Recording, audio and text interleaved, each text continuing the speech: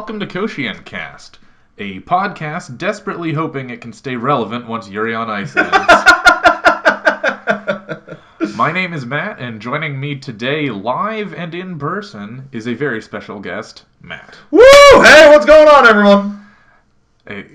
Not much. I'm sitting right next to you. This is actually the first time that we've ever done a podcast in person, but I am home for the holidays, and so we thought we would just do something a little unusual. But anyway, we're going to be going over week 12 of the fall anime season, the last week of the season, covering everything from December 18th to the 24th in sports anime. Obviously, we're posting this a little late because of the holidays, but we're excited to get back into it. So just to start off, we actually recorded our segment on Yuri on Ice about a week ago when the episode initially came out because we wanted to get our thoughts down then and just put out the series review right away. So we're going to cut back into the past for our Yuri on Ice episode discussion for the final episode of Yuri on Ice, and then we'll jump back into the present tense. Right. Yeah, not only that, this is also the last week of Scorching Ping Pong Girls and Keijo, sadly. We will be having reviews coming shortly, so just stay tuned for that. Anyway, we're going to go ahead and play Yuri on Ice. All right, let's jump back to merely 1 week ago from today. So the episode begins back in the hotel room where Yuri is explaining to Victor that they had really only promised to go through with this with the Grand Prix until he got the gold medal. He did say at the beginning that he was planning to retire. Victor is broken up about this, but after a little bit of discussion, they at least seem to come to some form of understanding. Mm-hmm. And then the next day, the competition begins.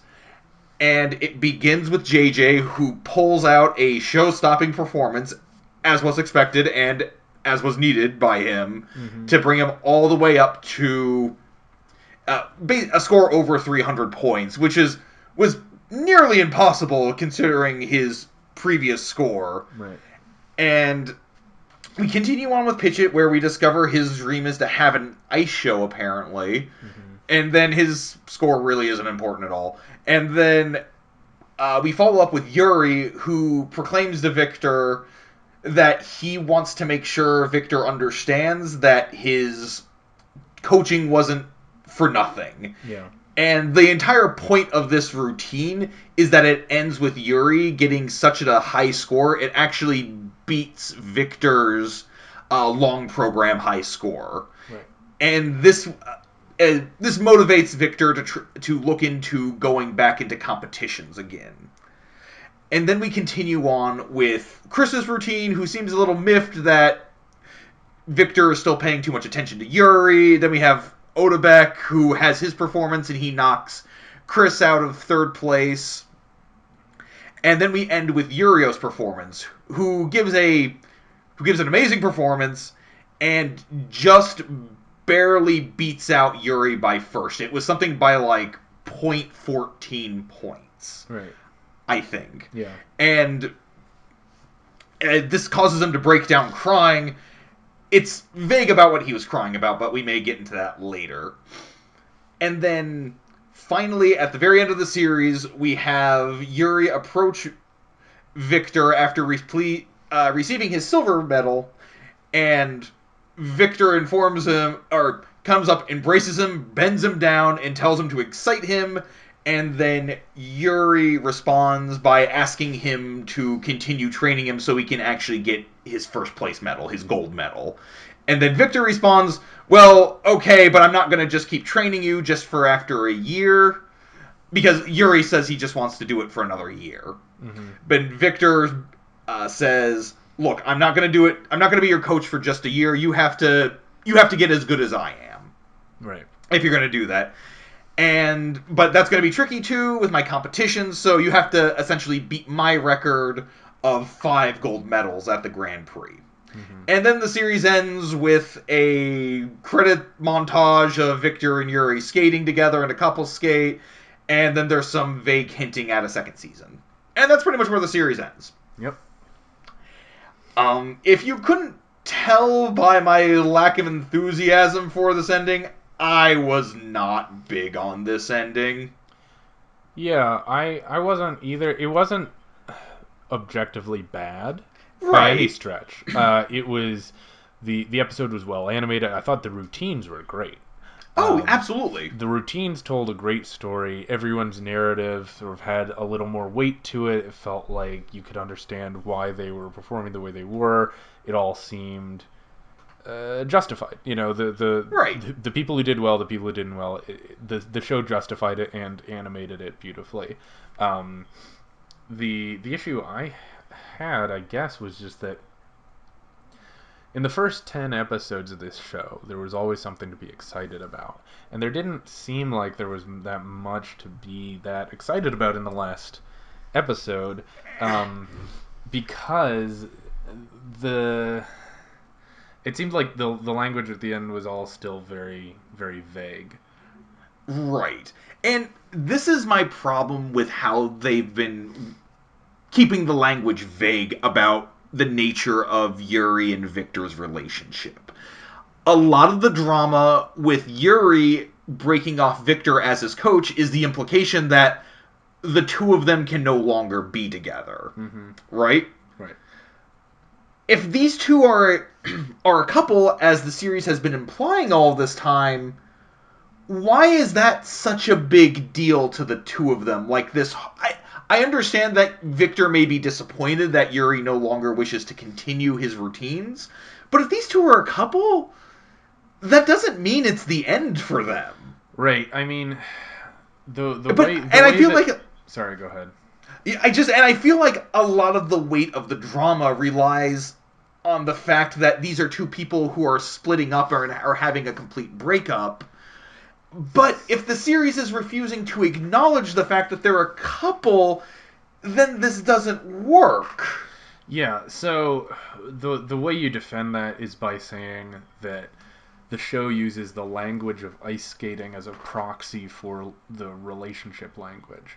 So when they, you know, the show would say that it made it very clear in the symbolic engagement scene that when they commit to be a ice skating partnership, that is substitute language for committing to be in a relationship. That doesn't necessarily justify the fact that they refuse to acknowledge the actuality of their relationship on the face, but the show is Right. at least consistent in using substitute language. Right. And I do understand that. Like, I totally get that that's what they're going for here. But it seems pretty well accepted by fans that, yeah, these two are definitely in a relationship. There's basically no arguing that at this point. And I guess that's why that doesn't work for me in that regard is that yeah, it's using that substitute language, but why is it even bothering with this substitute language now? Yeah, if they're going to be as explicit as they seem to be, Right. what's the point? I don't know. Yeah. I mean, I think part of it might have to do with the fact that it became probably increasingly clear to the creative staff that they were going to be getting a second season. Perhaps. So there was less pressure to have, a dramatic conclusion, and there was more pressure to have to create something that would set up for the future. Right. And I guess I can see where you're coming from there because this ending felt very rushed. Like actually more rushed than I think either you or me were really expecting. Yeah.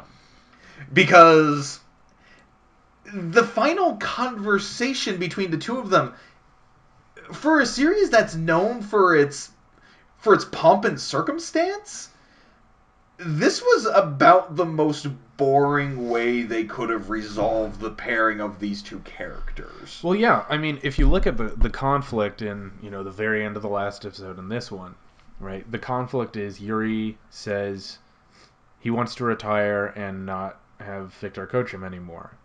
And Right. then they decide, well, we'll talk about this after the Grand Prix. Big falling out. Is like, well, we'll talk about this later. And then they're Right. quiet. And then he skates and he does very well. And they say, actually, never mind. Like that's the limit of the drama. Okay. Is actually never So mind. there is one thing I really like about this, and this is where the strength of its core sports story comes from, because there is a great story in there with how Yuri performs his final routine. Because what I really love about this story is that it brings it right back to the beginning of the series, which is how Victor. It fully addresses the fact that the reason why Victor is no longer competing is because he was this brilliant champion who got bored and had nothing more to work towards. Right. He himself even stated that towards the beginning of the series, he was no longer able to surprise anybody anymore, and that was a lot of the appeal to figure skating to him. Now we have Yuri, who manages to dance or to perform such a beautiful and amazing routine that it manages to beat his world record, Victor's world record, Right. for a long routine, just for a pure score on that. So that actually what Yuri was attempting to do there was give Victor a reason to go back into figure skating, and I absolutely adore that. And I love the idea that this series was entirely about Yuri trying to reignite the passion of his mentor. Yeah, but it feels a little retroactive because you know it doesn't. That would be a nice narrative if there was enough in earlier episodes to earn that. I think it was always there in the background. I think this series would be a really interesting rewatch for us down the line. I That's not something that's going to happen anytime soon, Sure. but I it would be interesting to go back and watch the series to see where it hints at Victor's issues. One of the big problems that the series had, though, was that it kept focusing on all of these other characters when really the focus we needed to get to that point that we Yeah. got to in this episode Right. I with mean, Victor like, and how Yuri. many minutes did they spend on Odebek, and who is talking about Odebek? And it's like, even with the amount of time that they spent on Odebek, I mean, his routine was the one I cared the least about in this Yeah. episode. And the show cared the And least about it. Yeah. And I mean, honestly, they could have used that time to spend more time, delving more into the Yuri and Victor relationship. Same for Uh, Pitchett. yeah, same for Pitch It. Because it's like a lot of these characters, we have to watch so much of their routine. Ultimately, though, it doesn't really matter because they're not really giving anybody a run for their money. Right. Like, okay, great, Odebek beats out Chris in the end, but that doesn't mean Yeah. that doesn't change the fact that he's not anywhere close to JJ or Yuri towards the end. Really, the only other skating routine that matters for us to see is Yurio's Right. at the very end. It's like all these other characters we didn't really need to see as much as we did.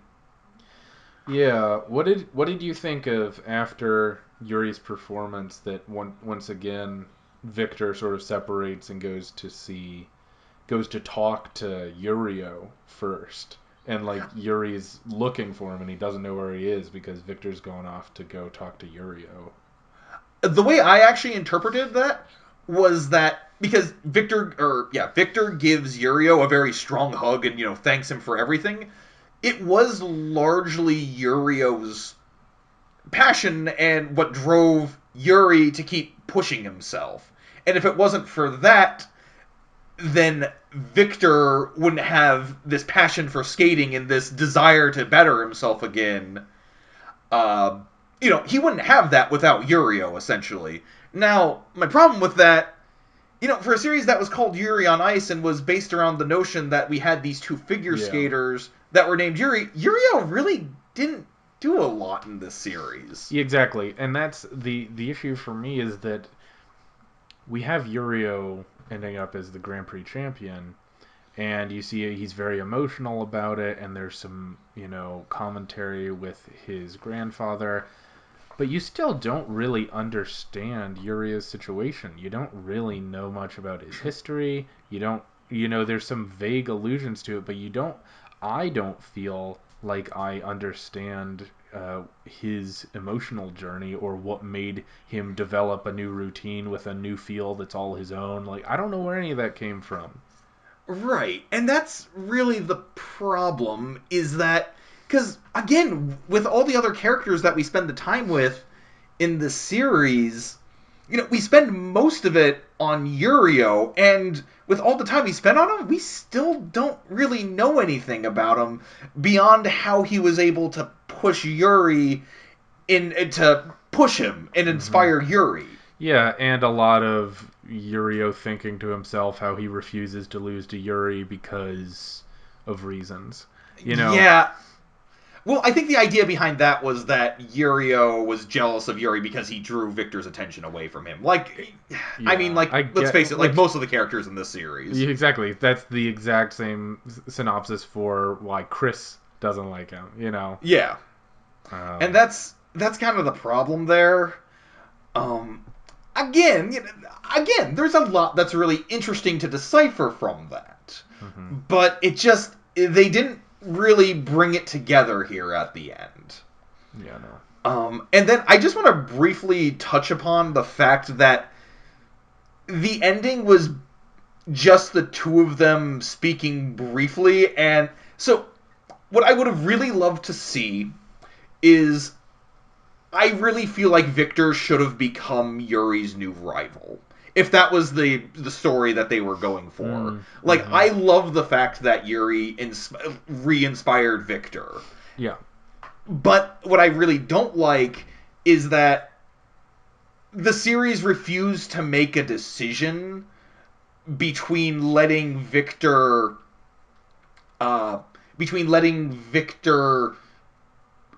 back to competitions, or if he wanted to still remain retired, like maybe Yuri's performance in Yuri's continued career made him want to think. Yeah. No, they're just he'll do both. Yeah. No, yeah, that's exactly it. And it's like, and you know what? You can even make the decision to do both interesting. I don't want to get into too many spoilers here for a completely unrelated series. In Fullmetal Panic, they do something very interesting with that, with Sosuke's character. In that, and I love it in that, but in here, there was no build up to it. This whole thing where it's like, where Victor decides, these are both very important to me, I would like to try and focus on both of them. No, it's just sort of, oh, okay, well then I'll just do both. And that's it. There's not even like any sort of there's no even like drama to this. Yeah, I mean, it felt like the easiest choice. The show made the easiest choice. Well, is Victor going to have to make a choice? No, he's not. He's going to do everything that everyone loves. And I think that there's something interesting you can do with that, with the fact that he has to struggle. It's like, okay, now he's really put a lot of pressure on himself. The way the series presents they're not communicating struggle. They're communicating that this is fun and breezy. Yeah, exactly, and that's the problem. Yeah, I don't want to be too hard on this show because I liked most of it, but I just feel like it had an opportunity to be interesting, and it chose the safest route. Yeah, and that's really the major problem, because the first 9 or so episodes. I say 10. Okay, 10. That's fair. But we were really into this series. Yeah, and it's really a shame to see it kind of go down this way, because I feel like if they had gotten that 24 episode count, this could have been a classic. Mm-hmm. And I think it still will probably go down as one amongst fans and amongst its fandom, but I don't know. I feel like this ending left it missing just a little bit. Yeah, it was a lot less than it could have been. Yeah. Which, it's unfortunate. I did appreciate the fact that JJ still medaled, though, because he's the best character. Yeah, he at least got the bronze. Yeah, I liked seeing him. And I like the fact that literally, if he hadn't just broken down in that very first match, that he probably still would have taken the gold. Sure, but I think that was healthy for his development, and especially if we get a second season, it'll be interesting to see where JJ lands. I'm not particularly interested in Yuri anymore, but I'm very interested to see how they You just develop want to start JJ up a new long-term. series called JJ on Ice? I think that would be a suitable spin-off. Yeah, and I am clearly the only target audience for that. I am totally down with that, man. All right, well, we'll just have to pitch it. Ah! Yeah, okay, well, on that awful note, do you want to go back to the future? Sure thing. You want to move on to March Comes In Like a Lion? Yes, I do. All right, and we are back in the present to discuss March Comes In Like a Lion. So this was episode 11.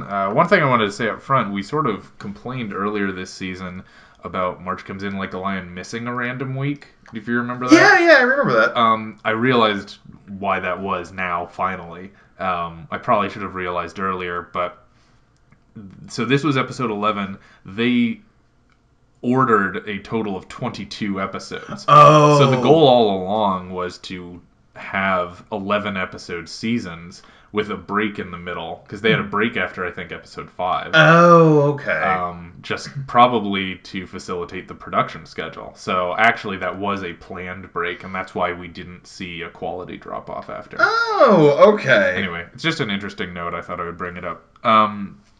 All right, so episode 11, it's the end of the shogi season. It's also the end of the year, and Ray gets sick. He comes down with a fever, and he just kind of holes up in his apartment and doesn't really interact with the outside world. He stops eating. He stops taking medicine. He just sleeps, and he has this recurring dream about going up an escalator and then being stuck at the top with no way down. Eventually, though, he hears a knocking on his door, and it's Momo, and it's her sisters, and they all force him to get out of bed and come over to their house to recover and, eat food and take medicine and basically take care of himself.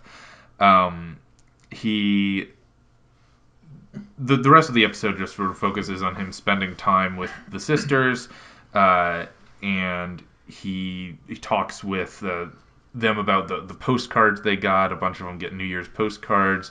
Ray is pleasantly surprised that 2 people sent him postcards. It was Nikaido and the chairman of the Shogi Association. Both sent him postcards, and he was delighted that somebody actually cared to do so. He also realized that while he was sick, his adoptive father, Koda, had been very worried about him and had been trying to get connected with him. And so Ray actually called him back and realized that Koda had been scared. And, Ray sort of had this moment where he noticed that people around him actually cared about him and worried about him, where he was so convinced that he was completely on his own.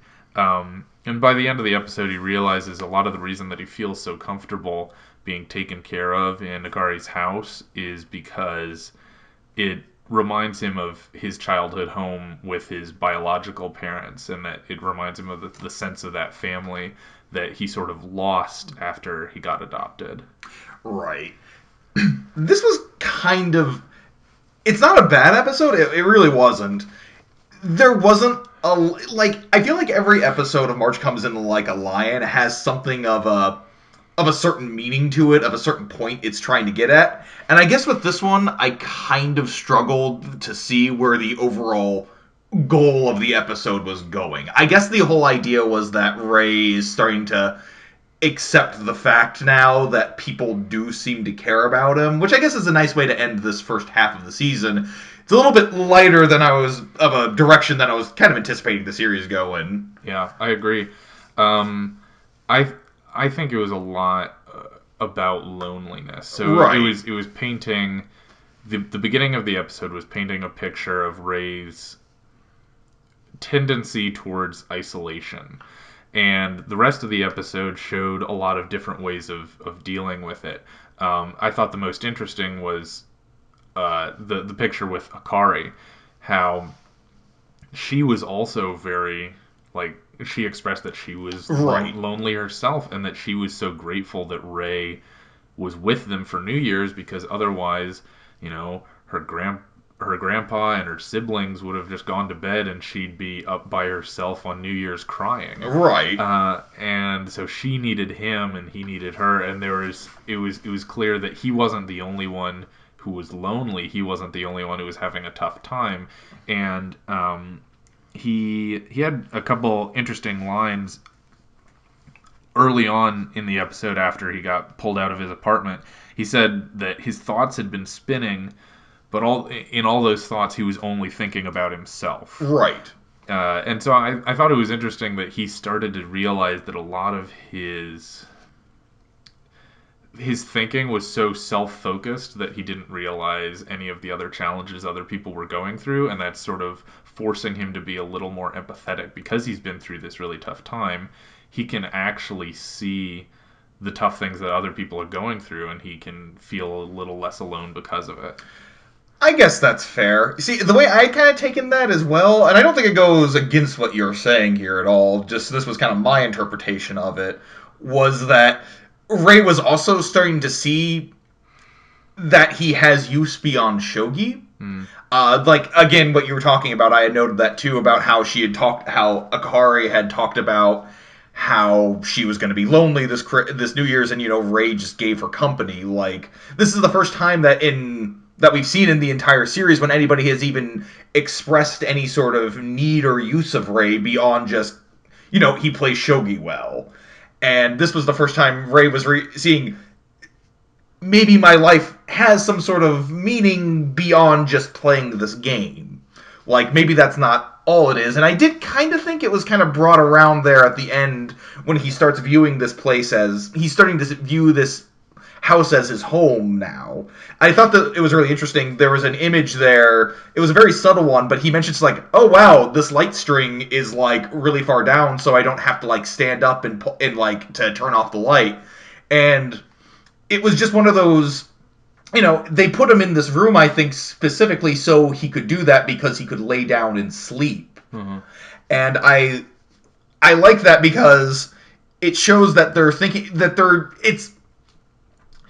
this isn't like you compare this to his own apartment where it's just this very functional, sterile place, whereas they're thinking of him at this minute of a level. Yeah, they're thinking of him like they would think of family, right? Basically, and that comes across just because of the way the environment feels, and you can see it in the way that the art is managed for the show. And that when he's in his apartment, the coloring is so dark and muted, and there's heavy shadows. But when he's there, the tone totally changes visually. So it's it reflects both the actual design of the home, but also his emotional makeup when he goes to this place.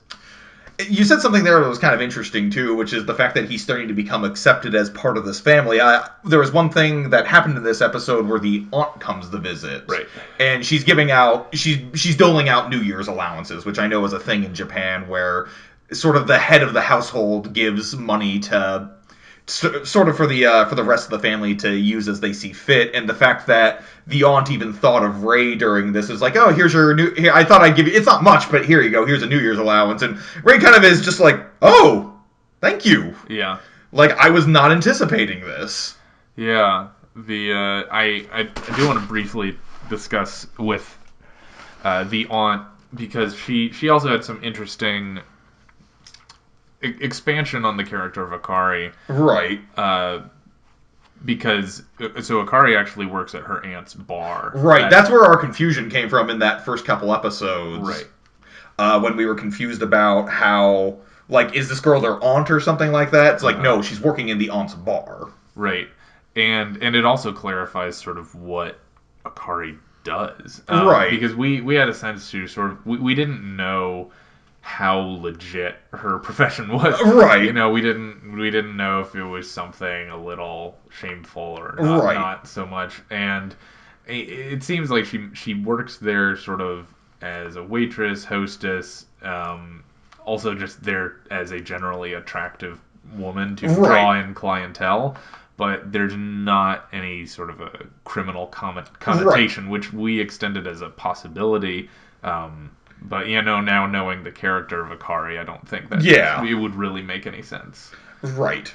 So it was good to get some of that cleared up too. I will say, because I always was under the impression that this was a hostess bar, of course, which I had a feeling what hostess bars have kind of a shady level of legality. Yeah, there's degrees. There's degrees, and then as we kind of expected, her hostess bar is a little. It's on the up and up level. Exactly. I thought the aunt said something interesting as well about Akari during this. It's like, I think it was the grandfather who was talking to her about it. It's like, it's like, I don't like the way how you have Akari working your bar. Like, it's not right. You're forcing this upon her. And she's like, look, Akari has to play the mother to these girls all the time.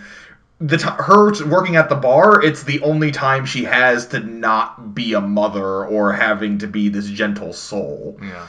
To these girls. Like, this is the first time, she even mentions, like, it lets her go out on the town and effectively have a date. Exactly.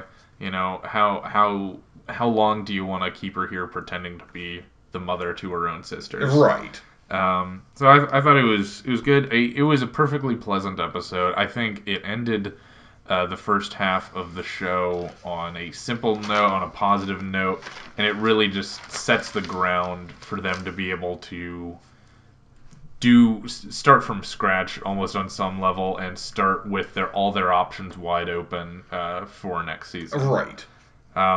So do you want to move on to All Out? Oh, yeah, sure. I got this. Okay, so this episode begins. We learn that good old Kanagawa is in practice with Keijo again. They're not quite doing a practice game, at least not at the beginning. They're just having a joint practice together, and they're learning from one another. And one of the major things is that Gion expresses his intent. No, I want to start as a flanker now. Like, this is his progression. And one of the major things is that we learn how the scrum works. And Gion, he kind of bugs Keijo to teach him how to do it, and his team is like, hey guys, sorry, can you do this? He's new, he needs to learn how to do this. And one of the things that Gion learns is that he's awful at scrums. Partially because he's kind of short and he can't really get in there, and he can't really push it, because part of that is having the joint team together pressing against each other, and he can't really do that. But they practice around for a little bit, and then they decide to do a practice game, but it's a little bit mixed up, where they actually mix together the players of Keijo onto the same team as Kanagawa and vice versa. And one of the interesting things during this game, I'm not going to go by like a play-by-play, but one of the major interesting things that happens during this game is that Iwashimizu actually tells one of his teammates against Sekizan, tells him essentially to, hey, he has this really bad habit where he only tosses when he's getting tackled. And basically the scene shows that Iwashimizu can actually play about as dirty as anybody else when push comes to shove. And then Gion finally gets to play during this game after the coach sees Gion intently taking notes. And what Gion learns is a lot of sports series have this whole notion of the bad player, but with a very specific and interesting niche. And we learn what Gion's is, which is he always chases after whoever has the ball. Which, it's apparently this is not something that the flanker generally does. He's generally playing defense, but because of his conversation with Sekizan, or Sekito, he no, I have to chase everybody. Or the flanker has to do everything, so that's what I'm going to do. Right. And he finds he's very effective and he learns to tackle the torsos. Yeah. And that's pretty much where it ends. Okay, yeah. I enjoyed this episode overall. I thought it showed a little bit of development for Gion. There wasn't a ton of meat to it. So I'll just go through some random things I liked. One, I thought it was funny that they spend some time going over the fact that Gion it's hard to shake him when he's trying to tackle you, right? Because he doesn't look at your upper body, and he doesn't look at your legs, so it's harder to throw him off. Right. It's harder to feint one way and then go the other, which obviously is a common tactic in any of these sports. But because the torso is the most difficult part of your body to move rapidly or to adjust rapidly, he doesn't get thrown off as quickly. Right. And so that was funny. And it was interesting because everyone said, "Oh wow, what a great strategy! He's learning fast." But when they asked Guillaume why he was doing it, he's like, "I'm tired of people I'm tired of tackling people in the legs because they end up kicking me and it hurts." So he doesn't actually know why he's doing the right thing. Right. But he is definitely getting a little better. It was funny with everyone criticizing him for not knowing how to play his own position. And I don't know. I don't know if that will... Almost inevitably, it'll come back of playing a non-traditional flanker role will be for the best. Right. Because he'll learn to put extra pressure on the other team or whatever. But in this episode, mostly it just pissed off his teammates. Right. See, but I also like that, too, because it plays... It's almost interesting because the first couple episodes try and set up the series as being a very basic cookie-cutter sports series where they're going through the motions. We kind of assume that Guillaume's big technique is like, because he's so short, this plays into his advantage. He's able to go for the legs. Turns out, not really that useful of a technique for him. And this is turning it around. It's like, okay, that was the first step to where he can finally learn how to learn his, big technique.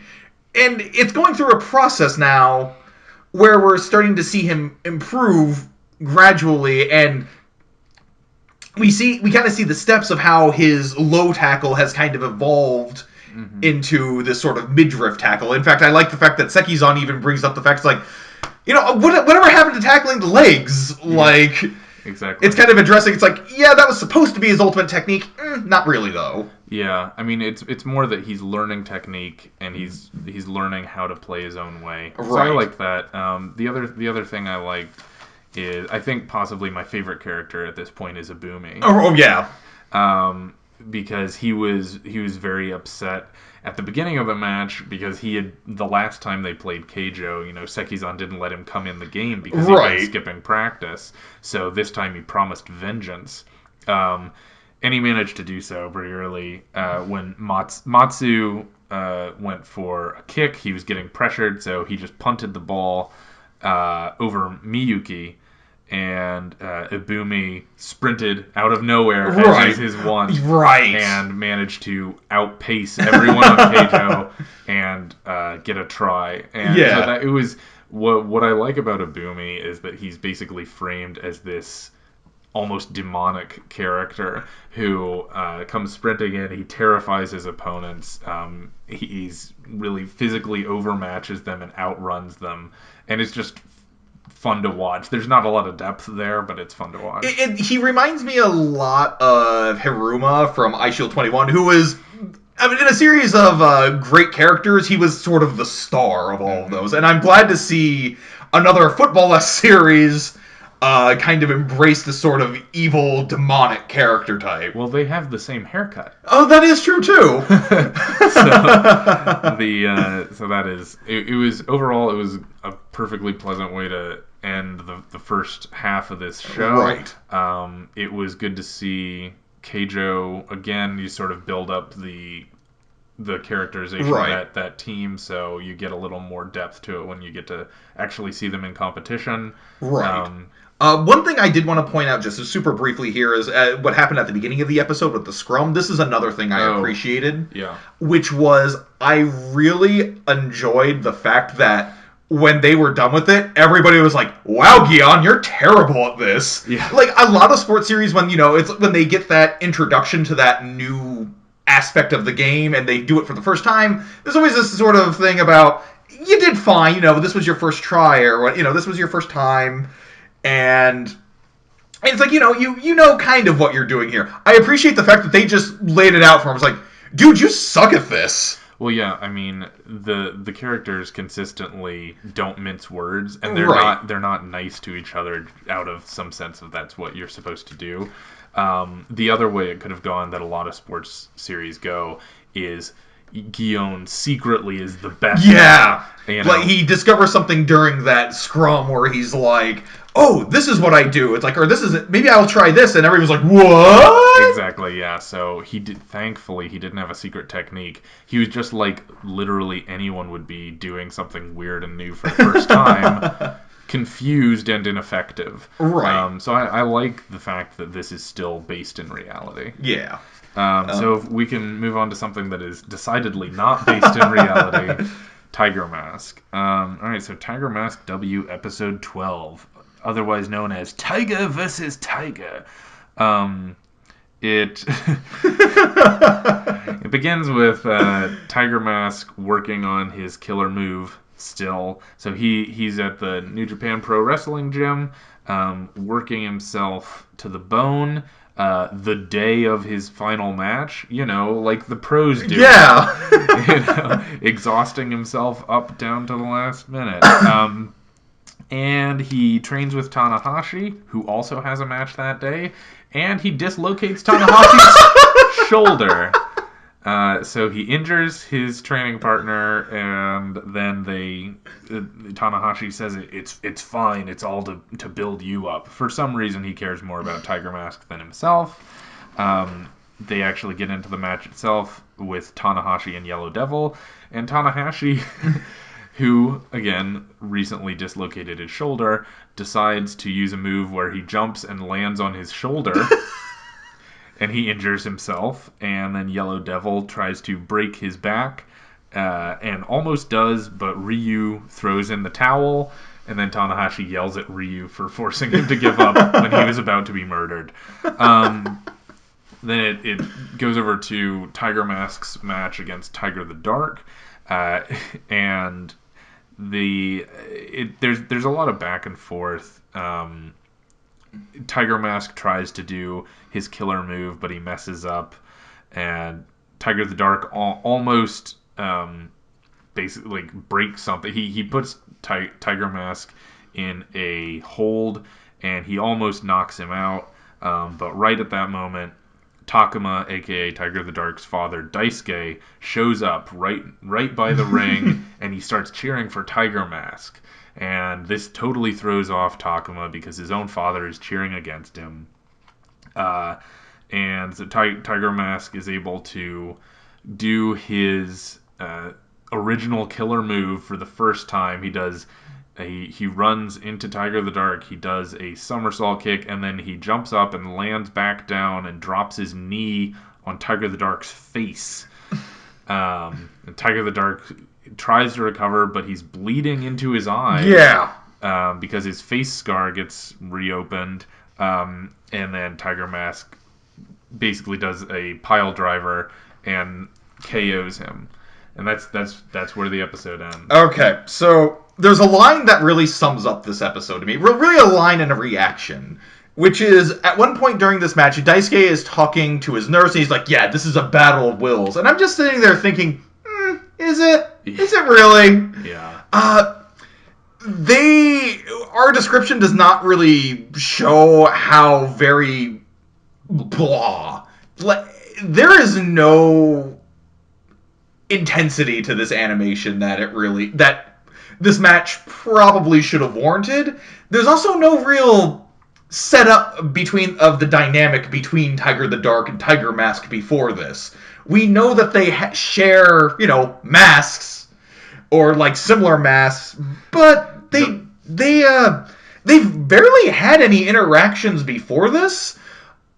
We kind of have a vague idea of their philosophies, but right. I mean, that's the thing, is that these two characters are friends who don't know that they're fighting one another. Right. And that's never brought up or even alluded to in any way.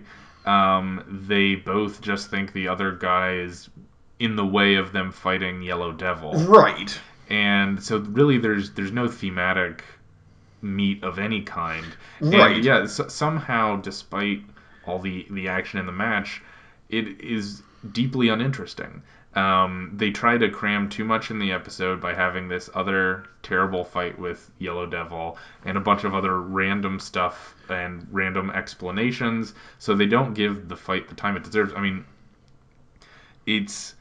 they call the episode Tiger versus Tiger, but it's only about the last quarter of the episode where they actually have this match. Yeah, until you had mentioned it, I had entirely forgotten about the doubles match between with Rainmaker and Ryu versus. No, it was Poseidon. Oh, Poseidon and Ryu. My bad. Yeah. What did that accomplish? It wasn't anything. The two started fighting in the ring, and that was it. Yeah, exactly. The only thing I can think of is Rainmaker's is Poseidon a real wrestler? I have a feeling. Oh no, he's not. Never mind. Then I don't know what the point of this was. Yeah. The only thing I could think of is that they're trying to address some sort of rival. It's maybe like some sort of in-joke. But no, if they're both made up. If they're both made up, then who cares? Yeah. Speaking of Ryu and who cares, I like how much he showed up. He just walking around as Dragon Young, so he ended up being the corner man for Tanahashi and for Tiger Mask. For some reason, in Tanahashi's match, Ryu threw in the towel to end the match like a responsible adult. Right. And of course was immediately criticized for it. Of course. And like, why didn't you let him break my back?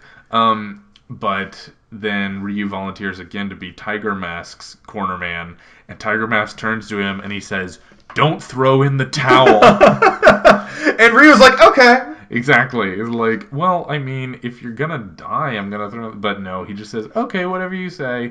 So I don't know what the point of any of that was. I think the point for Tanahashi, because Tanahashi is a real wrestler. Mm-hmm. So first of all, the reason why they had him practice with Tiger Mask was to give him an excuse for why he lost to Yellow Devil. Oh, because he wouldn't have lost if he was. Yeah, exactly. Because you'll notice because he hits him with like a sling blade, and that's the first time we've ever seen any damage done against Yellow Devil. So this is all to establish like, no, Tanahashi is a real like man's man. You know, he's really this amazing wrestler. The only reason he lost though was because he was being honorable to Tiger Mask and helping him practice. And but honorable men also don't give up even when they're about to be ripped in half. Yeah. So the only reason he even lost without having any real damage to him was because Ryu was a coward and he threw in the towel for him. Yeah, everybody just. This is all basically to say about no. Tanahashi's awesome, guys. Don't take this as anything. Yeah, but they still had to find a way to set up the final match, being Yellow Devil and Tiger Mask. Right. Yeah, so that's there was really surprisingly little that went on in this episode. The preview for episode 13 looked pretty good. The animation looked like it took a little step up. Right. So hopefully, the Yellow Devil fight will earn the hype. Insofar as there's any hype for this show. But we will see. This has been a real disappointment. I was hoping it was going to be campy fun, and it's just kind of blah. Yeah, there's not much to it. So, speaking of disappointments, I'm going to discuss the final episode of Scorching Ping Pong Girls. Yeah, sure, let's do it. Though it's not as disappointing as it sounds. So, we're at the free practice. We kind of begin with Tenka and Hokuto. They realize, hey, you know what? We were the only ones who actually lost our matches. Maybe we should try and work on improving ourselves. And Hokuto decides, okay, I'm gonna work on my serves. I'm gonna work on the accuracy of my serves because they're good, but they're not good enough. And Tenka decides, okay, I need to work on my basics because I get kind of tangled up in my footwork. And then we have a conversation between Koyori and Agari. And Agari realizes, hey, maybe I shouldn't be focusing on my smashes so much. And Koyori's like, no, you need to because you love doing them. And so they decide to work, and Agari kind of doesn't want to worry about it too much, but Koyori convinces her, and they begin this practice where Agari has to sit on Koyori's shoulders. I didn't really quite get that. There's actually kind of a nice conversation where Kirika is helping out her teammates. She's helping out her juniors. And she has this conversation with Mune, and Mune is like, hey, shouldn't we be practicing a little bit more just for ourselves? And Kirika's like, look, winning in tournaments is important, but we also have to think about the future of the club. Like, we want to get more people into ping pong. Like, this is an appreciation club. We need to actually be worrying about building up the rest of our club. And then so then we get kind of a montage of training for the rest of the time. Everybody's having fun training.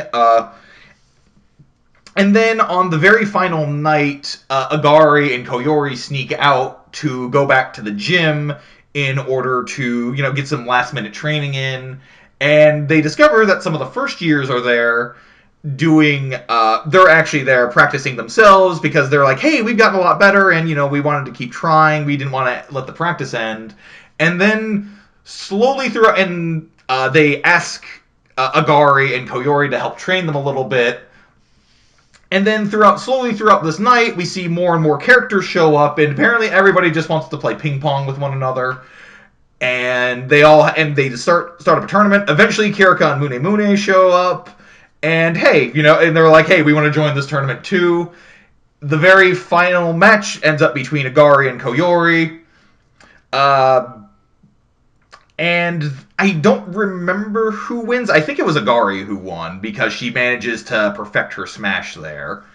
And then we have kind of this little montage of the girls traveling home in a bus and everybody's sleeping and exhausted. Agari kind of reflects on everything that's happened up till now, and then we get a flash forward to the national tournament where Koyori is playing against this sort of faceless figure, and everybody's rooting for her, and Koyori has this amazing hit, and then the series ends. Right.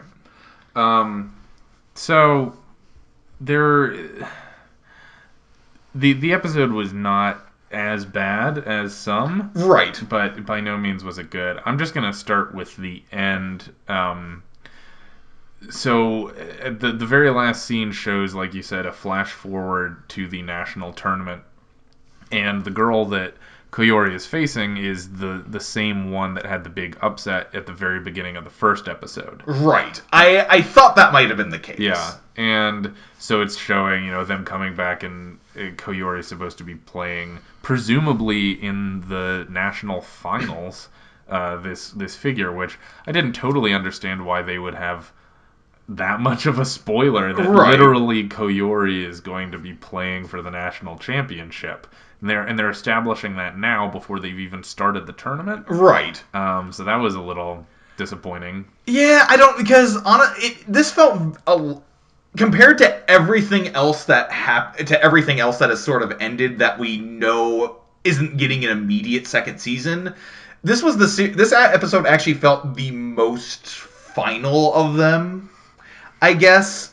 Even though that we've already seen that they're trying to establish more going on, because otherwise, what was the point of that cold opening in the very first episode, establishing the fall of this great ping pong school due to this weird outsider that came in? Yeah. So I guess the way the series it kind of ends the way it began, except this sort of nameless figure is beaten, possibly. Yeah, I don't know. I mean, to me, it felt like the show was trying to create interest at the last minute, right, so that the fans would expect a sequel. Right. Because there are no more episodes of this show guaranteed. Right. So they need to drive up some hype so that everybody can see this great match with Koyori that was promised at the end. So for me, it felt a little cynical. Right. We did, I guess, get that little setup of Kumami's team as well there. So right. I guess maybe that's probably the case. There were a couple things I liked in this episode, though. Go ahead. Because I kind of alluded to this. I did like the conversation that Kirika and Mune had because a recurring issue with a lot of sports series is that they try and establish this whole everything is for this final tournament, and the only worthwhile players end up being the main cast, and then we're supposed to believe that the next season there's this implication then the next year they get new amazing players, and they go on to keep like winning tournaments and stuff like that. I appreciate this whole aspect of Kirika understanding, look, this team isn't just going to keep going on. We have to keep sustaining this, especially because they set up at the beginning of the episode with those first years who want to kind of take it easy during their practice, but they see how hard everybody else is working. Like, I do appreciate that the series, understands that these clubs don't just keep sustaining themselves just by sheer force of will. Right. Yeah. I just wish they hadn't had to do that in a bath, Right, yeah. That was fine that they brought up some characterization for these, I think, nameless, and if they did name these first years, their names were unimportant. Right. But it felt like trying to, create a new thread at the last minute. Because these characters hadn't been established. You're trying to bring them up and make them relevant and make us care about them in episode 12 of 12. So that's never a great move in my book. I also kind of see it's, as you stated, I don't really have a problem with that myself, because as you mentioned, I don't even think they had names. I think the point was more in Kirika's favor, where this is trying to show this is the fruit of their labor, rather than these being like new characters we're going to have to start caring about if the show, ever gets a second season. Yeah. That was kind of the way I took it, especially because they have because let's face it, anybody in this series who has any sort of relevance or importance has a weird design quirk to them, and these girls did not have that, so I think the series understood that they were largely not that important of characters. Fair enough. So I have a couple qualms to go over with this episode. Please, by all means. Alright, so number one, as always, is weird ogling about Mune. Well, yeah, that's just par for the course at this point. It is, but they find new ways to do it every time. That is true. So at one point they're having a meal, and Mune says that she needs to eat a lot because she's a growing girl. And then they have a tight close-up on her boobs bouncing up and down as she walks. And then all the other girls talk about how she could possibly be growing even more, which was apparently necessary. There's a lot of... it seems like this show is intent on creating these pairings, these doki doki pairings. Right. So they have little asides for all three main pairings. So they have the beginning with Hokuto and Hanabi, where Hanabi is like, "Oh, Hokuto, you're the most squeezable person on our team," and it's like, where did that come from? First of all, I thought that was Koyori, right? Based on your interactions with her, but yeah. So just out of nowhere, you need to establish that you sure love hugging Hokuto. Yeah. That doesn't seem like that comment has an ulterior motive. And then, like, Mune is depressed because Kirika's paying attention to other people other than her. Yeah, they justify it a little later when Kirika says why she's doing it, but also you felt like they were trying to establish, Mune's feeling like, I only want Kirika to pay attention to me, which is the cheapest tactic they could do. And then, of course, there's a lot of Agari and Koyori stuff, like Koyori jumping on Agari's shoulders to help her with her smash, which they never really establish how that practice works, or what that was supposed to be, or how when they were sleeping next to each other, they got up in the middle of the night and sat in bed and practiced swinging their ping pong paddles, just quietly swinging their paddles next to each other. I don't know what that accomplished. And then, of course, the final match had to be Agari and Koyori making each other go doki doki. Of course. And I don't know. The one thing I did appreciate with that was that Koyori actually mentioned Agari's loop drive. Right. And hey, you should utilize your loop drive to do this. So that was nice that we acknowledged that. We remember that she's actually supposed to be the driver of the East, I believe? She's the driver of the North. Driver of the East is Karuru. Oh, okay. Mixed it up. My bad. Yeah. Come on. This is important stuff. But, so, it was less bad than some episodes. Right, but Yeah, it was kind of a blah ending for a show. It was a blah ending for a disappointing show. Yeah. So, So how did Keijo end? Why don't you tell me? Okay, so Keijo begins with Kaya, who is the alternate form of Maya, of the demon that is possessed inside of her. I am shaking my head. Yeah, that's why I'm cracking up. For some reason, Kaya decides to take out Tae. For reasons, just I guess this is supposed to be establishing how powerful Kaya is.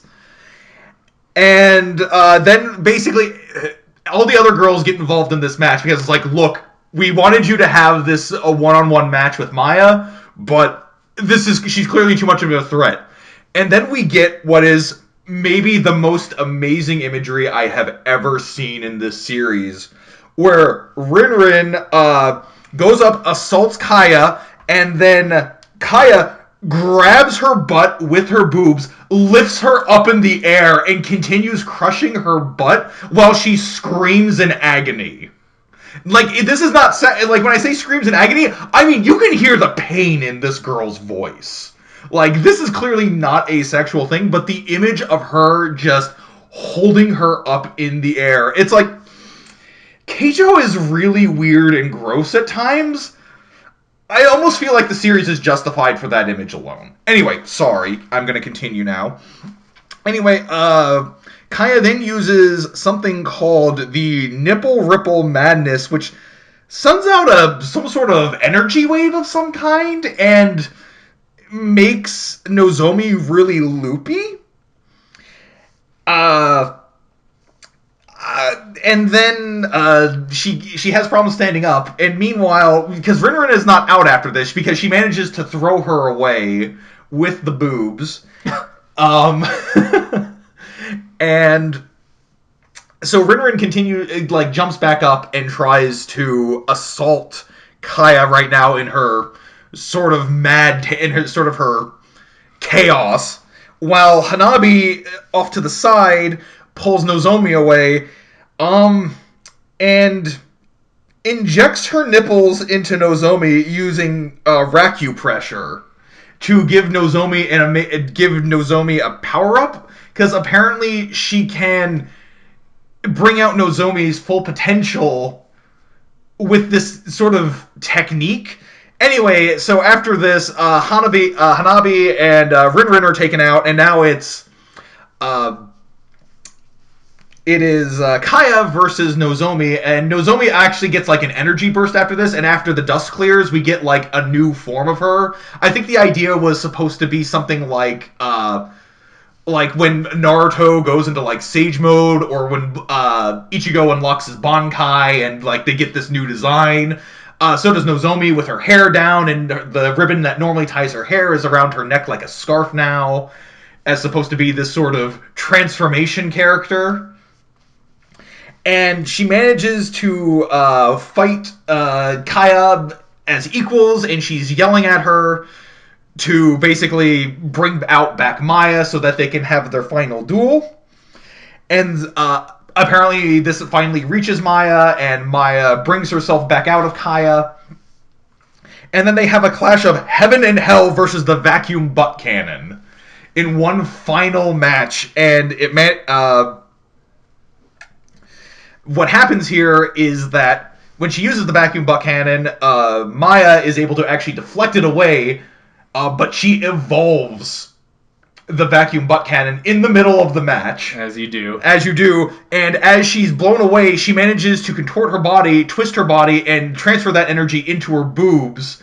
Similar to the, I think Kenshin's Hiten Mitsurugi style with his ultimate technique when he's blown away and then comes back for the final blow. Right. I think that was the imagery that they were... working on? Yeah, that they were working on, and she manages to smash her with her boobs and knock Maya out of the ring. And that's the end of the match. Then at the very end of the episode, we have this whole ball situation. Like this kind of a post-battle, like... Oh, that kind of ball. Sorry. Anyway, Maya learns that she is still accepted by her instructor. Because, well, that was her big concern. I saw you make that kind of motion, but yeah, she was worried about she wasn't going to be accepted by the rest of her peers, and everybody still loves her, of course. Of course. At this ball, everybody is kind of interacting as friends now. Nobody seems to really hate each other, even though they just tried to kill each other. Yeah, they just tried to kill each other. Well, my issue is that before the match, they all completely and utterly hated each other. Then after the match, it's like, oh, we're all friends now. And Ujibe is like, oh, good. I'm glad that they took my only on the land comments to heart. Basically, this whole like you only hate each other on the land, right? But you leave your beefs on the field, right. Essentially. But again, I don't think that they ever really discussed that. Yeah. Anyway, it's the end of the year now. Everybody is now parting ways. Because everybody has graduated from Satoshi, and Miyata and Nozomi, however, are transferred to a new division.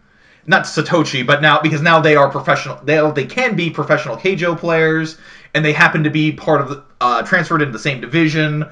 And we get kind of a setup for season 2 with seeing all these new players that they're going to be interacting with. Okay.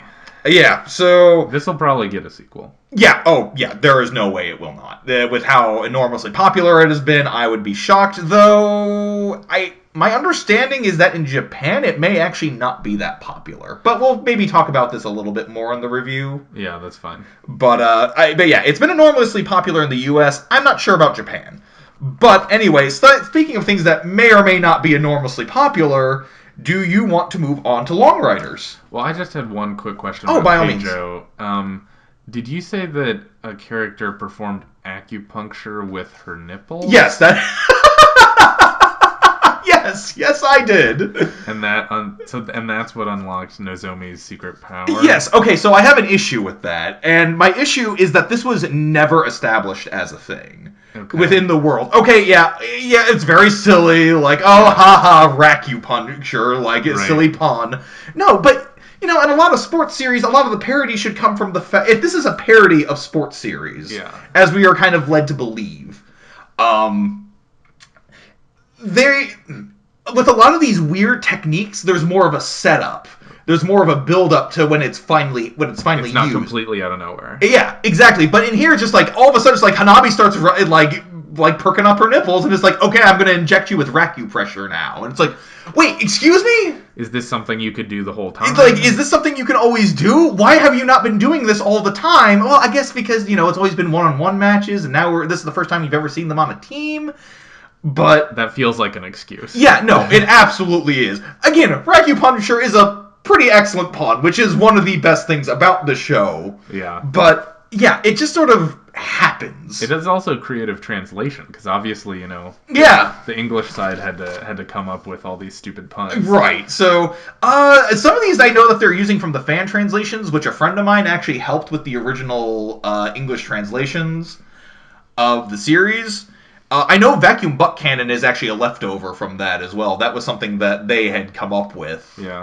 But that the English one. But some of these I know that they also came up with themselves. The new translators did. Yeah.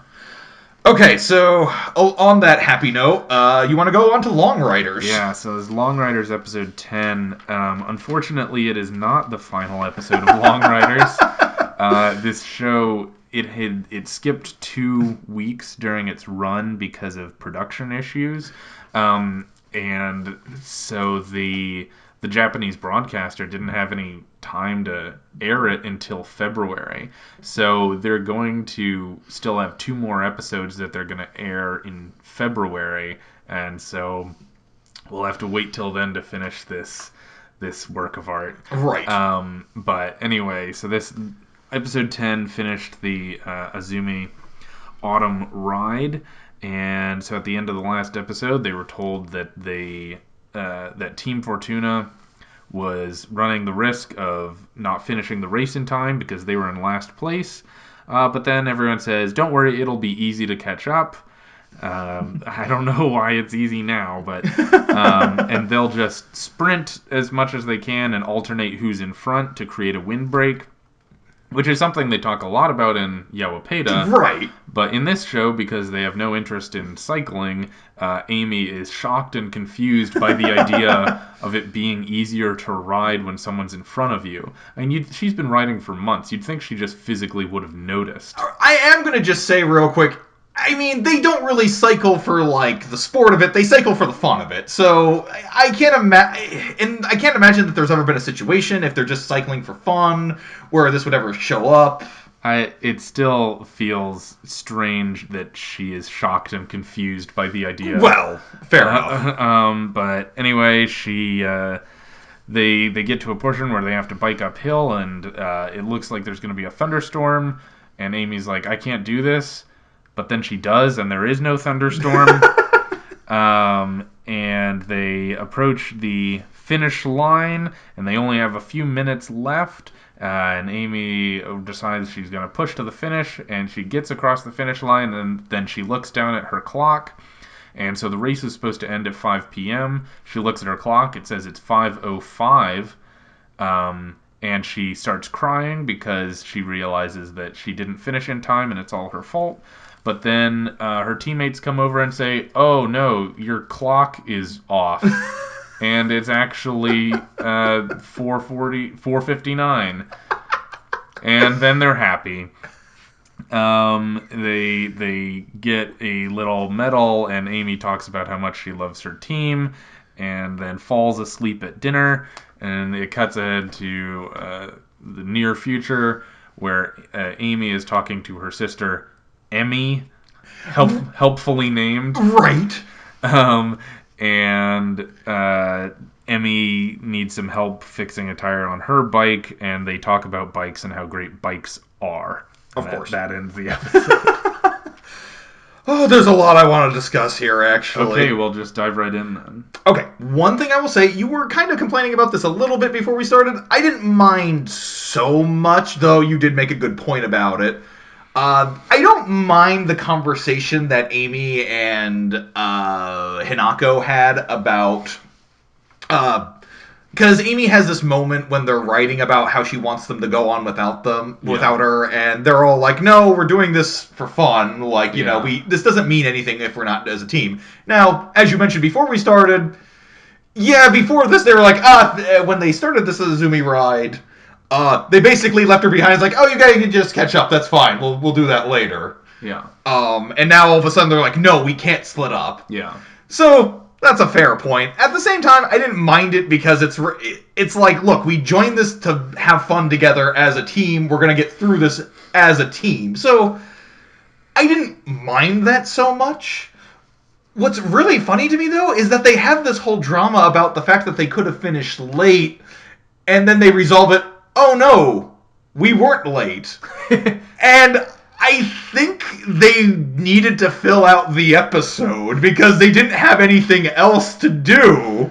Yeah, it was pretty glorious. Where, you know, because they were approaching the finish line, right? And they could physically see it. And Amy's like, "Oh no, are we gonna make it?" And Hinako's like, "Don't worry, we still have 3 minutes before 5 o'clock." And then they cross the finish line, and Amy looks at her clock, and it says it's 5 after 5. So in her mind, she really thinks that, like, because they went about 2 or 3 blocks. Right. She thinks that took them 8 minutes. like she is somehow convinced, and they resolve it by saying, like, oh, your clock must have been wrong. Why bring it up in the first place? Unless you just needed to fill out the episode. Yeah. And so here's the funny thing, too. I think that they could have actually done something interesting with that, where Amy cries about the fact that it's like, we didn't actually make it on time, and they're like, look, we were off by a couple of minutes, but why are you this concerned about it? Our entire point was to ride together and have fun. Like, you could have done something, like, that's been the whole point of the show, and I feel like they could have done something interesting by bringing it home and being like, look, the fact that whether or not we made, like, an official finish is unimportant. Like, yeah, we were off by maybe just a couple of minutes, but who cares? Yeah, exactly. But no, they have to bring it back around, and they're like, no, your clock's just fast. Yeah, exactly. This was a deeply uninteresting episode, as per usual. It was not specifically offensive as it has been Right. at some points, and it was not egregiously bad. The animation was as bad as it's ever been. Right. And them trying to set up like Emmy becoming a new main, Right. and becoming interested in bikes. I just want to point out real quick, I love that the fact that these characters that they're trying to show up, like they're gonna maybe try and reintroduce into the series, all have very similar names to the other girls, so that they can serve as replacements. Because we mentioned this before with Sayake. I mean, so that means if Saki leaves, they can replace her with Sayake. Yeah, exactly. And Amy has her sister Emmy. And also Yayoi and Aoi. Oh, yeah. Yeah, it's literally Hanako is the only one that doesn't have a parallel named character in this show. And I don't know what that accomplishes, but it's there. I just want to briefly touch upon the interview that they have with that TV station at the end. Sure. I love the way that this TV station introduces is like, now we're speaking with the people who scored last. Yeah. Why are you interviewing them? Who cares? Well, I think the idea was that they allowed every team to get up on the stage. Okay. To get some recognition, and they just literally were last. Right. To get it. So as they came in or whatever, they would allow them to come up. I guess that's fair, but it was funny. Just the way that they had just like, and now, very important interview here. We would like to discuss this race with the people who barely finished. Yeah, I also like the way that they introduced them of, here's 5 girls in matching shirts. Like, yeah, I guess they're going all together. Yeah, exactly. The fact that doing this race as a team with team shirts was too foreign a concept for them to announce. Like, hey, why are you all wearing the same shirt and cycling together? That's interesting.